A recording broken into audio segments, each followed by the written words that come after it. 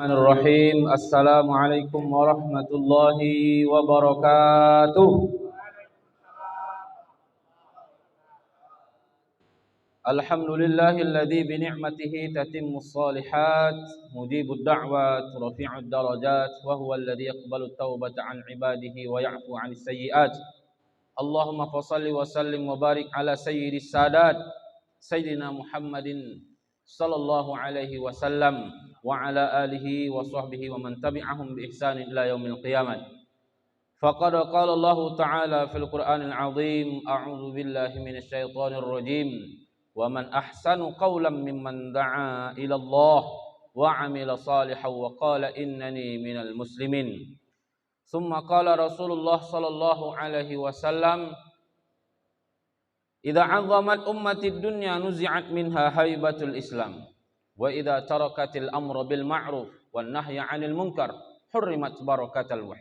Wa idza tasabbat ummati saqatat min 'ainillah. Tsumma qala aidan al mu'minun hayyinun layyinun kal jamalil anif. In qida in qada wa in unikha ala sakhratin istanakha. Shadaqallahul 'azim wa shadaqa rasuluhul karim wa nahnu 'ala dzalika minasy syahidin wasyakirin. Walhamdulillahi rabbil alamin. Alhamdulillah, Bapak Ibu jamaah subuh rahmati Allah Subhanahu wa taala. Tahu Ibu kenapa baca hadisnya, baca Qur'annya dilancar-lancarkan tadi? Udah di-shooting nih. Sempat nanti di-upload pertama kali, enggak jadilah orang subscribe. Apa subscribe nih katanya? Subscribe kan? Apa like and share? Bahasanya enggak jelas apa nih dibilang. Maka harus lancar-lancarkan nih, dicari yang paling hafal. Jangan sampai memalukan nih, udah dibelikan alat-alatnya, enggak pula lancar hadisnya. Masya Allah. Bersyukur kita kepada Allah Subhanahu wa taala atas semua nikmat yang telah Allah berikan. Kata ulama, orang yang bersyukur atas nikmat Allah ini banyak yang pandai bersyukur kepada Allah atas nikmat yang Allah berikan. Nikmat sehat, nikmat rumah, nikmat pekerjaan, nikmat anak, nikmat istri, nikmat semuanya. Namun ada satu nikmat yang manusia ini qalil sedikit kali kata ulama bersyukur atasnya. Apa itu? Nikmat bahwa kita nih sudah dikenalkan kepada Allah. Nikmat kita sekarang mengenal Allah. Menjadi hamba Allah. Dan ini di atas-atasnya nikmat nih. Afdhalun ni'am ini, nikmat kita dijadikan hamba Allah ini, tidak dijadikan hamba patung, tidak dijadikan hamba api, tidak dijadikan hamba selain Allah Subhanahu wa taala, adalah satu nikmat yang paling besar. Tidak ada nikmat yang melebihi itu, tidak ada. Syukur juga kita pada Allah Subhanahu wa taala, hari ini Allah masih dudukkan kita di tempat yang paling mulia di atas bumi ini. Seluruh aspek yang ada di dalam masjid ini dimuliakan oleh Allah Subhanahu wa taala. Apa saja? Karpet warna hijau ini kalau berada di gedung MPR, bagaimana pelayanannya? Maka sebelum masuk, orang bukan membersihkan mukanya, tapi membersihkan sepatunya. Kira-kira lebih mahal karpet sini atau karpet di istana? Mungkin lebih mahal karpet yang di sana, tapi karpet di sana berada di bawah sepatu.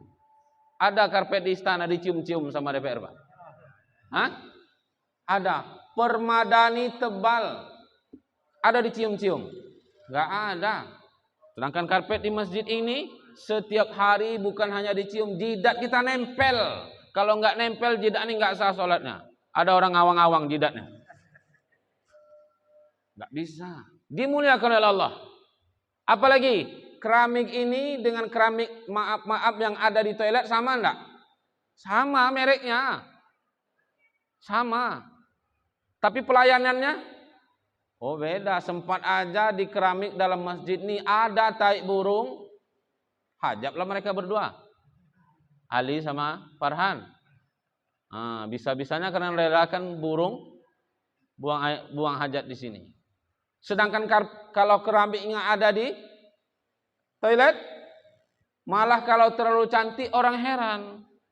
Hebat kali toilet nih ya.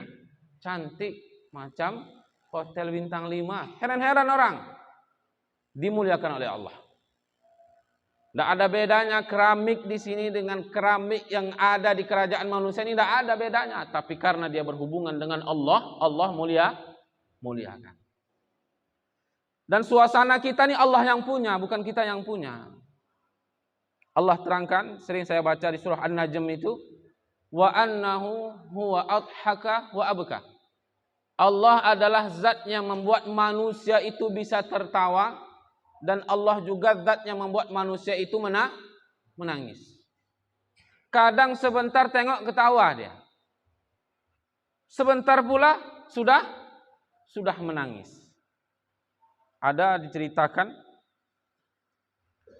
satu kisah, satu orang tertinggal pesawatnya. Tertinggal, bukan delay, tertinggal pesawatnya. Ketika tertinggal pesawatnya, maka ketika itu datanglah kesedihan yang sesedih-sedihnya. Kenapa harus mengeluarkan uang untuk beli tiket yang baru? Ya kan? Kemudian jadwal di tempat yang akan ditatangi akan buyar, rusak. Berapa waktu yang habis, berapa kerugian dunia yang akan hilang. Namun tidak lama berselang, baru naik, take off, katanya. 10 menit mengudara, jatuh pesawat itu. Dan dia dengar bahwa pesawat yang akan dia tumpangi terjatuh. Bagaimana keadaan hati dia ketika itu? Berubah langsung. Yang tadinya menjadi orang yang paling sedih, mendengarkan kabar jatuh pesawat yang akan dia tumpangi, menjadi hatinya menjadi orang yang paling senang. Untung aja aku nggak naik itu. Tadi orang paling beruntung berubah menjadi orang paling untung. Ada lagi tamsilan ulama. Satu orang istri punya suami yang akan berangkat keluar kota. Maka istri ini biasalah ibu-ibu kan kalau subuh tahu istri suaminya, ibu-ibu yang solehah. Kalau yang solehot tidur aja dia, selu aja dia. Tahu dia suaminya mau berangkat kerja keluar kota, maka dia pagi sibuk. Masak ini, buat bekal ini, pakaian disetrika, koper disediakan, baju semua, sepatu semua selesai. Suaminya masih tidur. Ketika istrinya teringat bahwa sebenarnya suaminya ini sudah harus berangkat. Pesawatnya jam 7. Sedangkan hari sudah jam 7:30. Maknanya ketinggalan pesawat nih. Sedangkan suaminya masih tidur. Maka dia pun gusar sama seperti tadi. Hatinya nih kacau. Dimarahin suami lah, bagaimana ke depannya lah, macam-macam. Biasalah kalau subuh-subuh kan biasanya ibu-ibu, bapak juga di rumah hidup TV, lihat berita.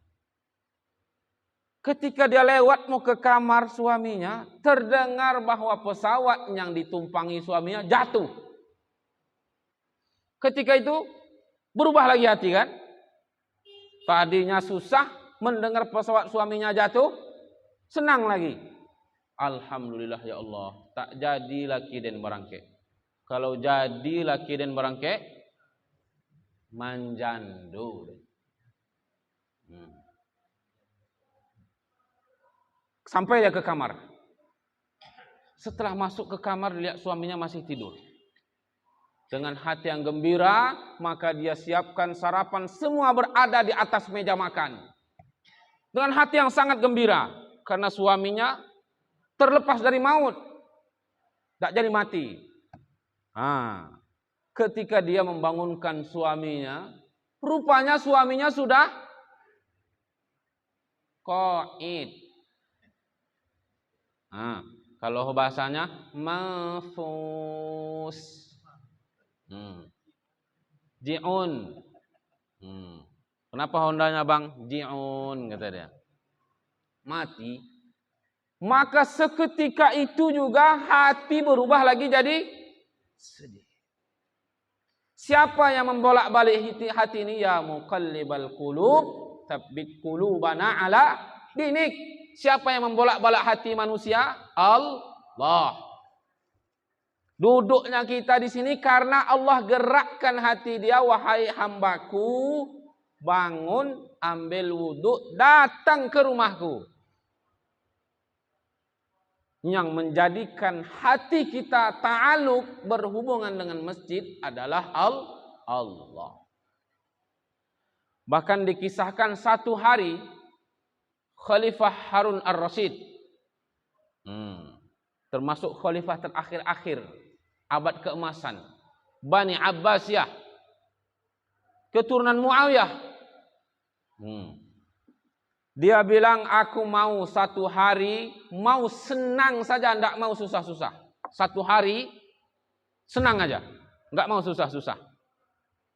Enggak ngurusin ini, enggak ngurusin itu, enggak ngurusin pekerjaan, enggak ngurusin ini, enggak semua. Pokoknya hari ini aku mau cari satu hari untuk aku bersenang-senang. Maka ditetapkanlah, misalnya tanggal 5 di hari Minggu pertama. Kenapa tanggal 5? Karena bulan muda. Tanggal muda, ya kan? Senyum tanggal muda dengan senyum tanggal tua itu beda. Ketika kota amal datang ketika tanggal muda dengan tanggal tua itu pun beda juga.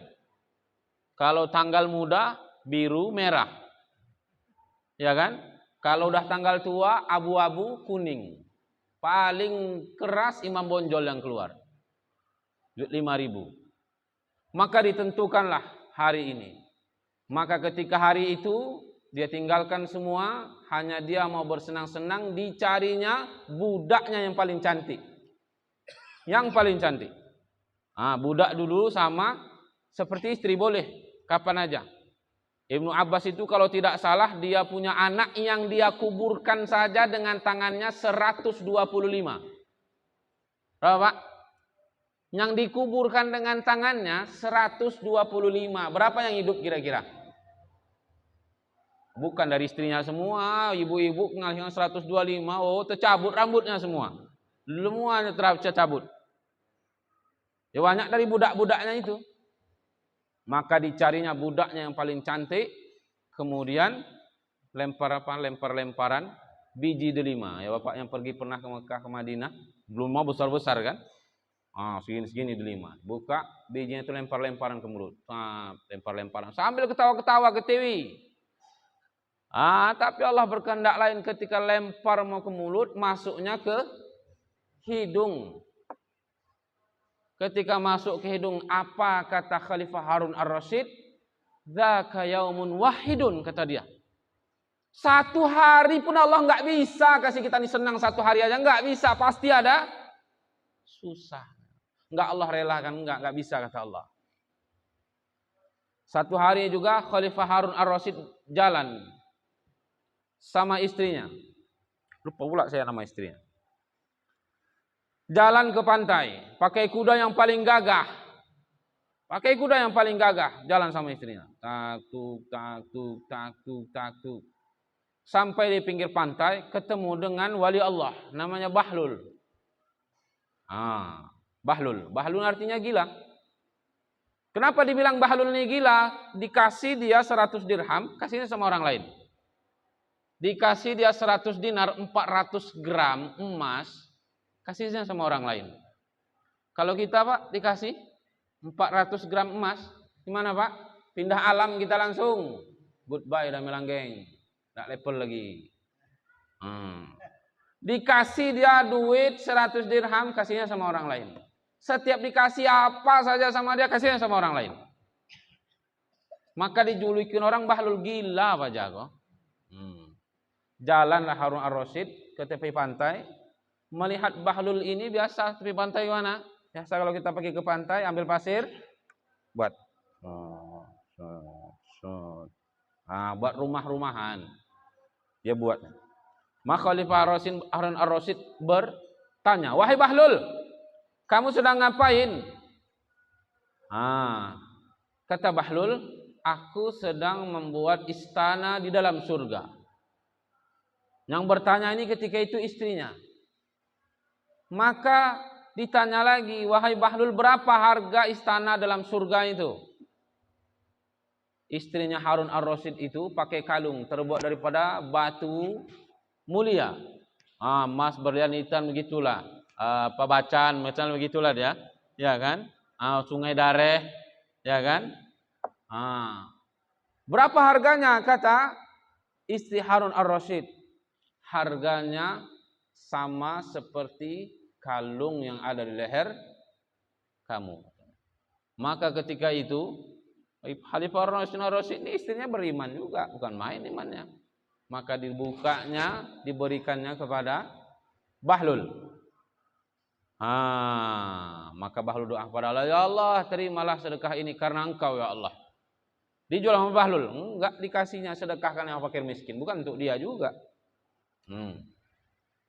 Maka mendengar itu pulanglah mereka, sampai di rumah malam hari tidurlah Harun ar-Rasyid, ya kan? Ketika tidurnya bermimpi Harun ar-Rasyid melihat satu buah istana yang sangat megah di dalam surga, tak pernah dilihatnya. Enggak pernah dilihatnya.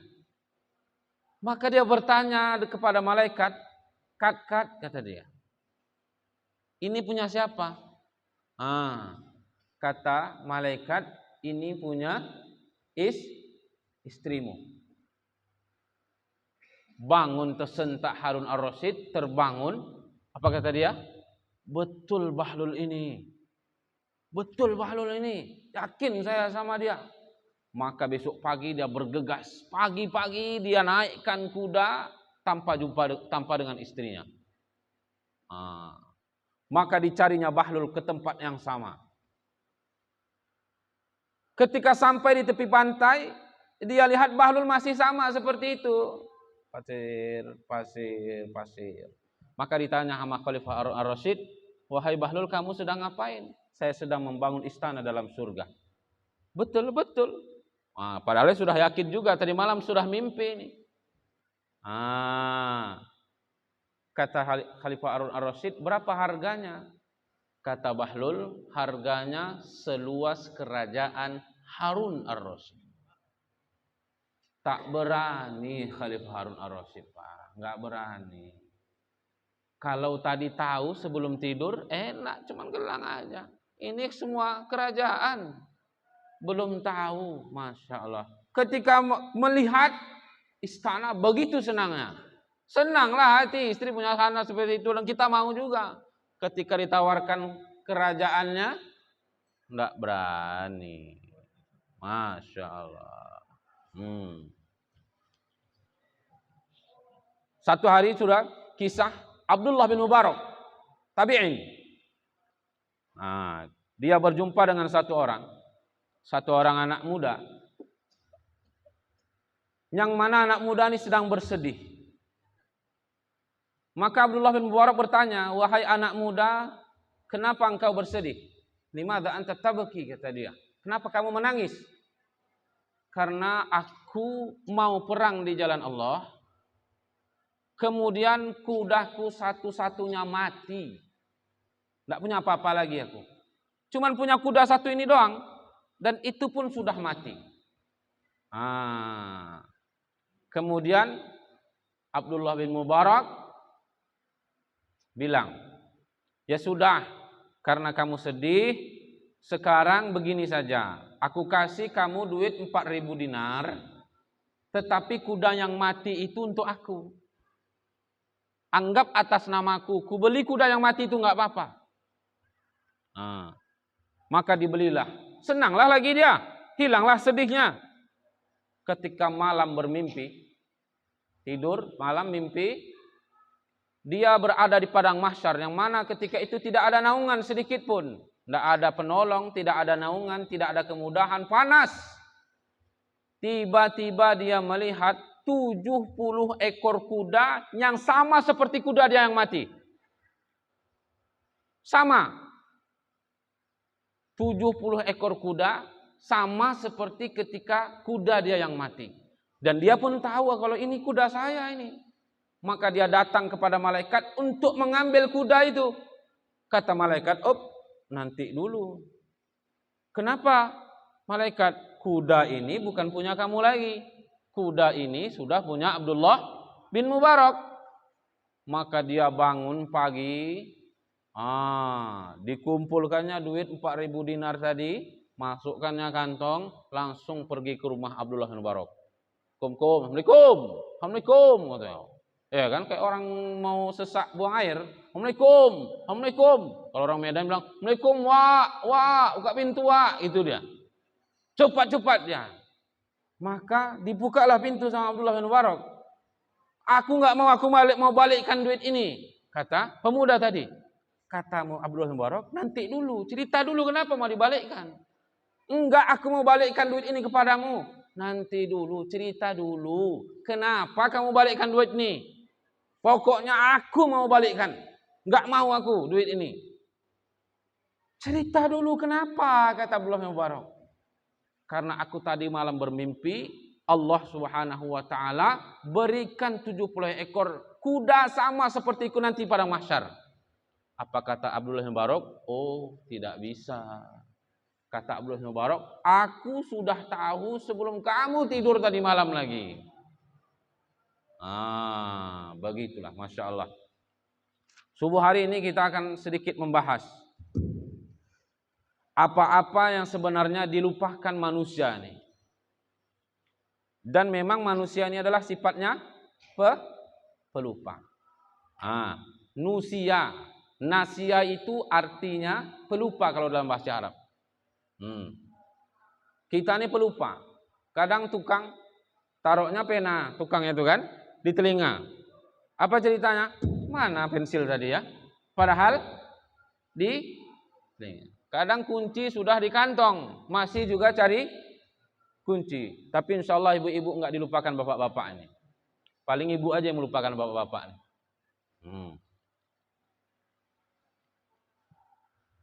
Sayati ala ummati zamanun yuhibbunal khamsa, kata Nabi.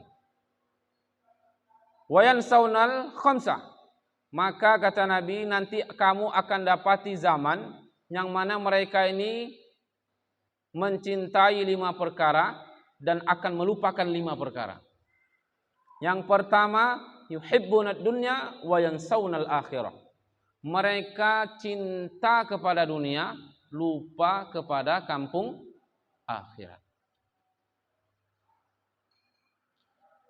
Kita nih Pak, Bu, harus mencondongkan semua cita-cita kita kepada akhirat. Wa innama himamuna lil akhirah. Cita-cita kami, maksud hidup kami, angan-angan kami semuanya ke akhirat, bukan untuk dunia. Dan itu adalah Nabi dan para sahabat begitu. Sahabat itu ada yang rumahnya jauh dari masjid, sengaja memperpendek langkahnya supaya banyak pahalanya. Sengaja pendek-pendek langkahnya. Ada satu orang dari Bani Salamah, jauh dari Masjid Nabawi. Kalau dia datang tuh jalan kaki. Jalan kaki ke masjid setiap hari. Maka ada orang yang mengusulkan, wahai fulan, kenapa kamu tidak beli keledai, kemudian kamu pergi ke masjid ini naik keledai.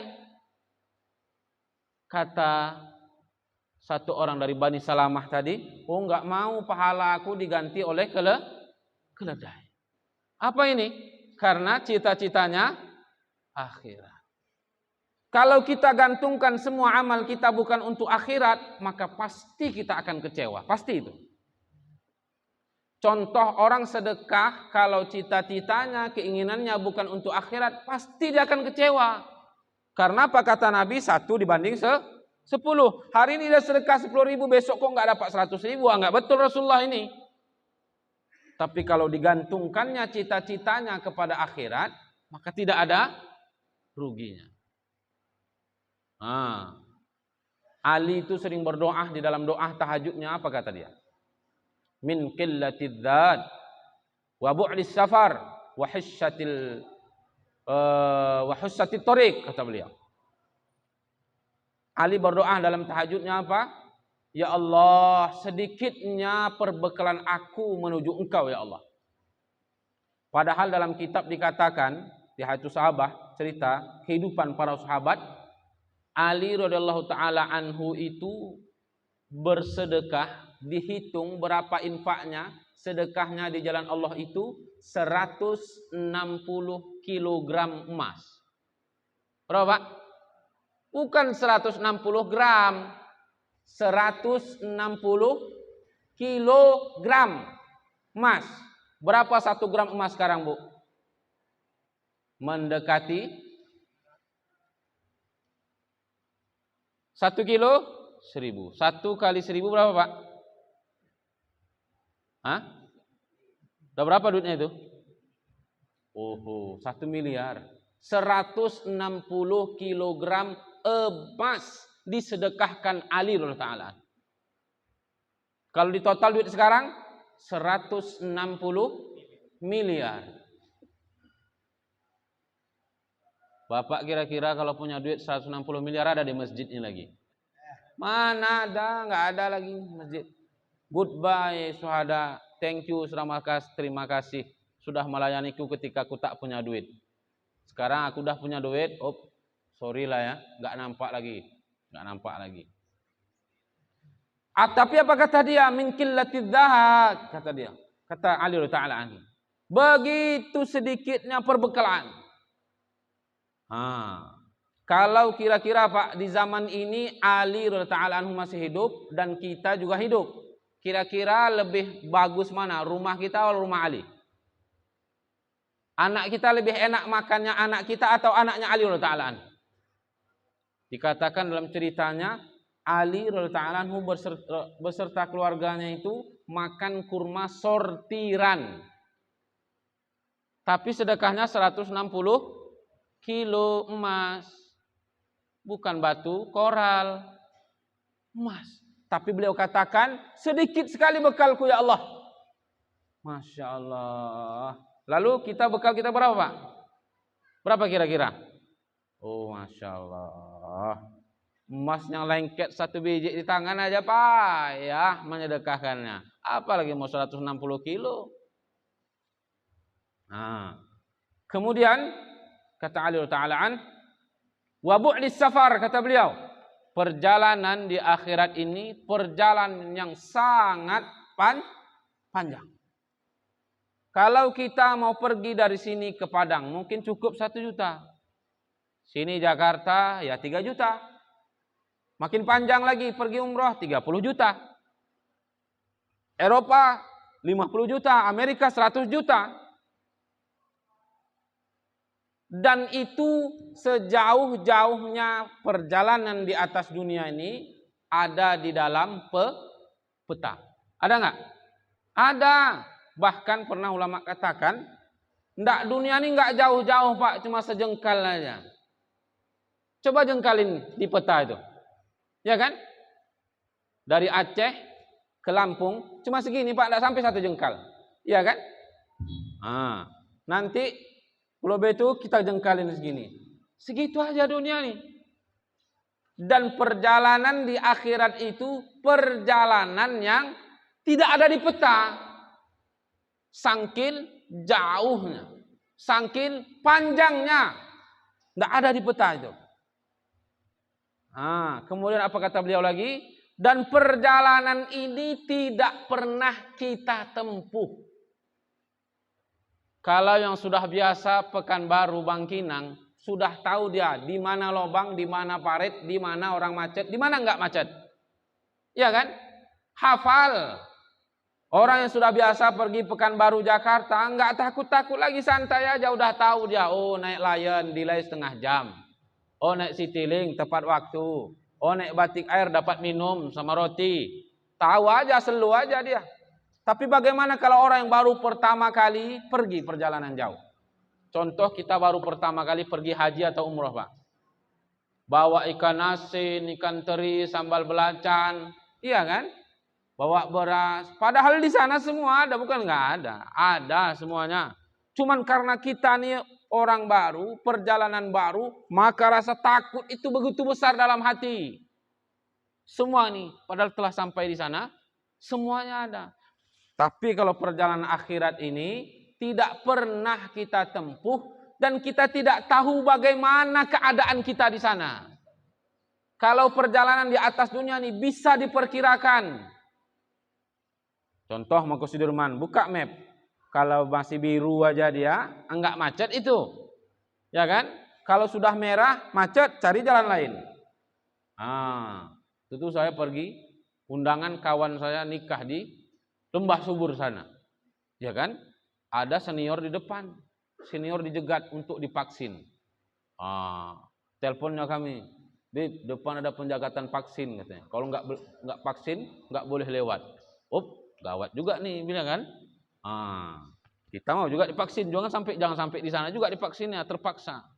Tapi senior saya ini jago juga dia, enggak dibawanya KTP dengan SIM. Enggak jadilah divaksin.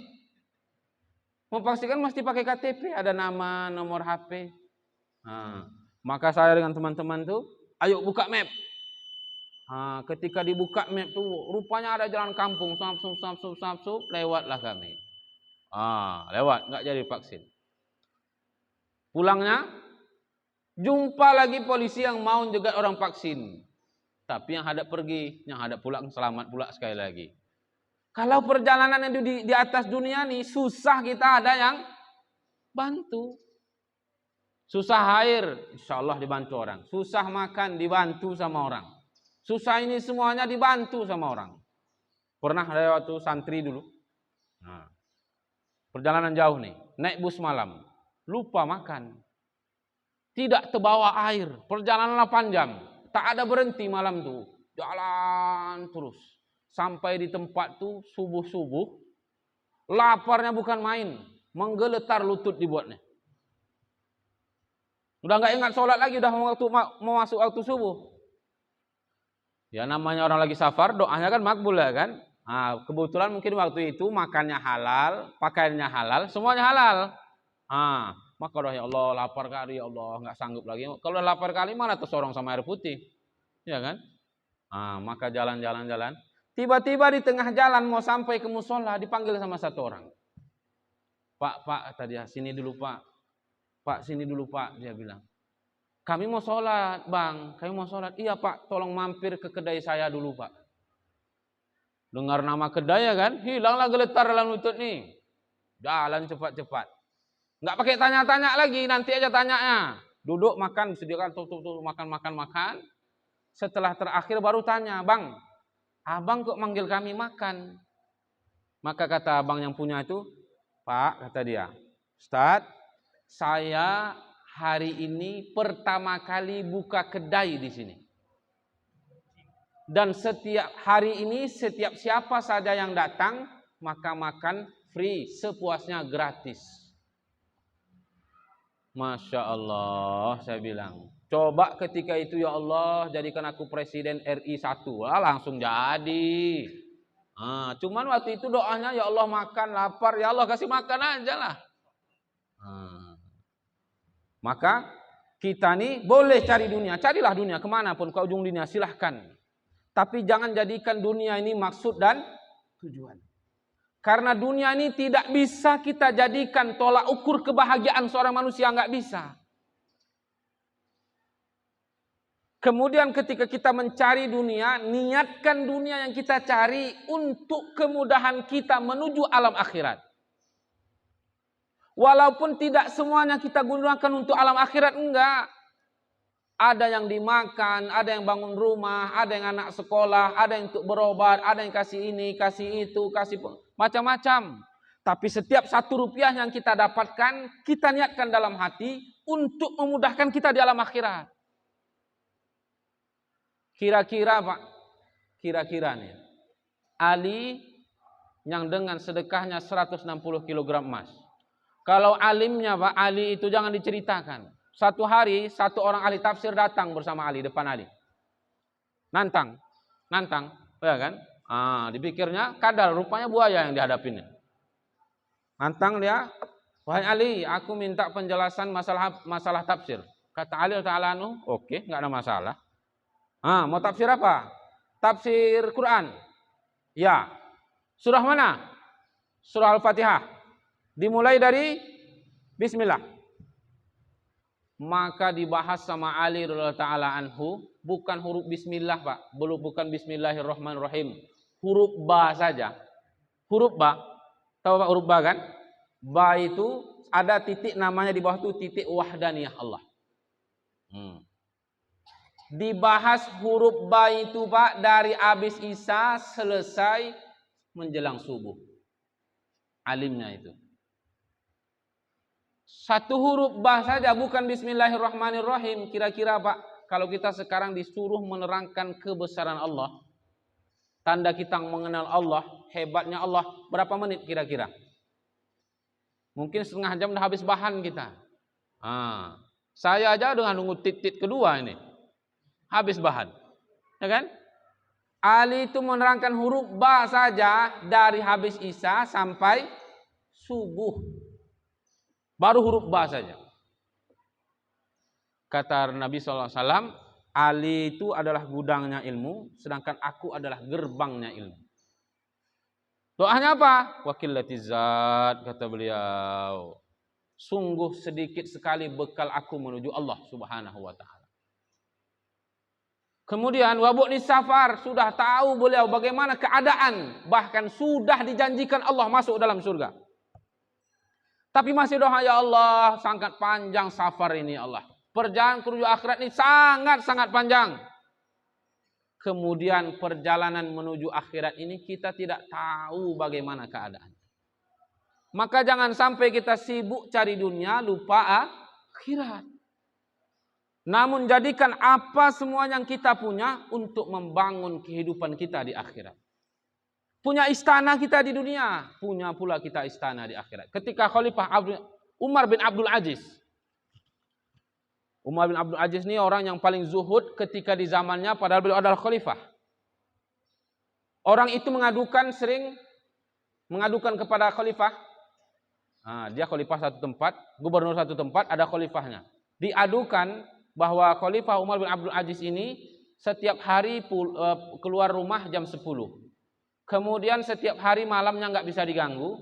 Kemudian dia akan mencari 1 minggu, 1 hari libur. Nggak mau ngurus masyarakatnya, nggak mau ngurus rakyatnya. Maka rakyatnya protes. Maka ditanya sama Khalifah ketika itu, kenapa kamu keluar rumah jam 10? Karena kata beliau, aku di rumah itu membantu istriku mengaduk tepung buat roti. Kemudian membantu pekerjaan istri di rumah, nyuci piring, nyapu, macam-macam. Kalau kita kan Pak di rumah nih maaf Pak. Di rumah nih macam bos kita. Semuanya mau terima bersih. Kurang garam aja Pak, naik kumis kita dibuatnya. Bersungut langsung. Udah mahal kali garam sekarang ya. Pelit kali pakai garam. Kemanisan kita buat teh, kena amuk juga. Murah gula sekarang ya. Manis sekali. Kemudian kenapa engkau malam tidak mau diganggu? Apa kata Umar bin Abdul Aziz?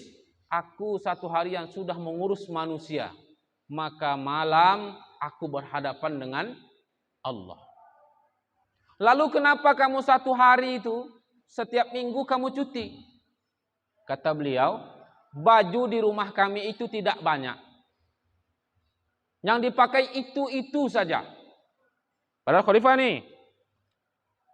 Maka 1 hari setiap minggu itu aku gunakan untuk mencuci baju-baju dan menunggunya sampai kering. Itu memakan waktu sampai 1 hari. Bahkan tidak jarang kata Khalifah Umar bin Abdul Aziz, aku sholat, kemudian aku pulang untuk memakaikan pakaian yang aku pakai kepada istriku. Karena istriku bajunya tidak cukup untuk dipakai beribadah kepada Allah. Ditanya ke beliau, kenapa beliau sampai sezuhud itu, sampai bersemangat, sampai seperti itu? Kata beliau, aku ini raja di atas dunia. Jangan sampai di akhirat jadi rakyat. Bagaimana aku akan menjadi raja juga di akhirat kalau amalku kurang? maka aku harus amal lebih daripada rakyatku supaya aku juga nanti di akhirat menjadi raja. Bapak-bapak inilah raja-raja nih. Ibu belum tentu lagi jadi ratu, Bu. Nanti dulu. Seorang istri yang solehah akan menunggu suaminya setengah hari di jannah, di surga Allah. Setengah hari akhirat berapa tahun, Pak? Berapa tahun setengah akhirat, Pak? 500 tahun. Ketika bapak tuh cari-cari, manalah istriku nih? Aku udah masuk surga nih, bapaknya udah masuk surga nih, udah di pintu surga. Maka dia tanya kepada malaikat, kat, my honey, my darling, my babe, kemana ini? Kok nggak nampak-nampak dari kemarin? Maka Allah Subhanahu wa ta'ala keluarkan istrinya dari surga. Bang, sini bang.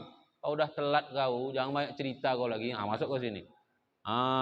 Gaya pula kau cari-cari aku. Aku udah di sini 500 tahun. Kau baru masuk. Kata malaikat, Pak, banyak cerita Pak, masuk aja terus katanya. Maka kita mesti condongkan semua amal kita di atas dunia ini ke akhirat.